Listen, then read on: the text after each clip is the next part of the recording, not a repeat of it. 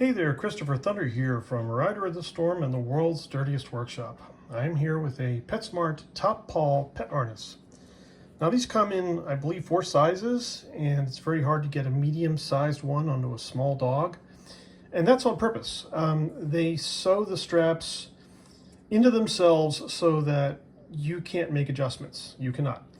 Now, it's not that hard to reverse that. All you got to do is take a number 11 blade and cut out the bottom part of the strap that's sewn to itself, and then flip the strap around so that it goes up and over the clips, or in this case, okay, up and over and back through the strap here and the D-ring.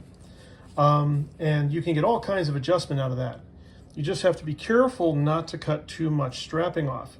Cut off about 1 inch at a time and work out all the problems with your pet, and then eventually you'll get it to fit. If you have a lot of danglies, those are straps that just hang loose. You can use some blue tape to secure them to get the fit correct. If you accidentally cut off too much and you go back and try it on the other dog and you go, oh no, well, you're just going to have to sew on another extra strap, or cut it back to here and sew on a really long strap to make it fit again. These are simple sewing tactics.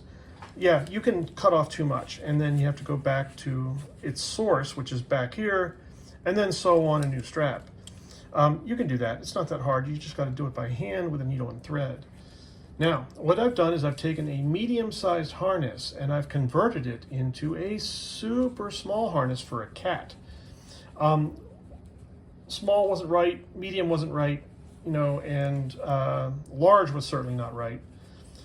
Cats are squeezable, so you have to work out how to get the neck just right and get the torso so that you can get it around the animal, and the animal won't be able to put its hind leg through this area without a lot of trouble. And believe me, my cat figures things out. It's really kind of hard. So what I did was I used some of my sewing skills to rip the threads on the bottom side of the top paw harness and make it right. You can see there that that actually looks pretty good. Okay. This is the bottom of the harness right here, and this is the main O-ring. People, say, oh, it's a D-ring. Well, yeah, it kind of is.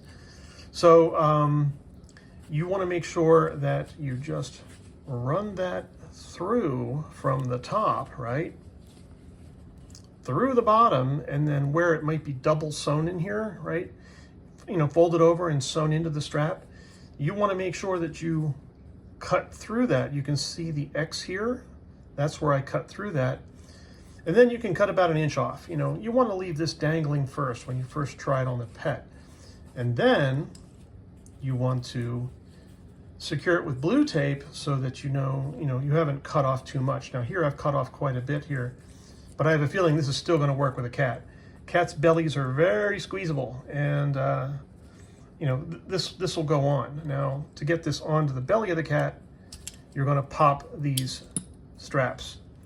So the way this goes onto the animal is you put the cat's head through it and then put it under its belly and clip, and you're done. So these are the tools I used. So we have the scissors here to cut down the straps. We have the number 11 blade here, which is used to cut the sewing on the strap. And what we have here is we have some fireplace lighters, right? And what you want to do is you want to take it and just melt off the edges of the straps.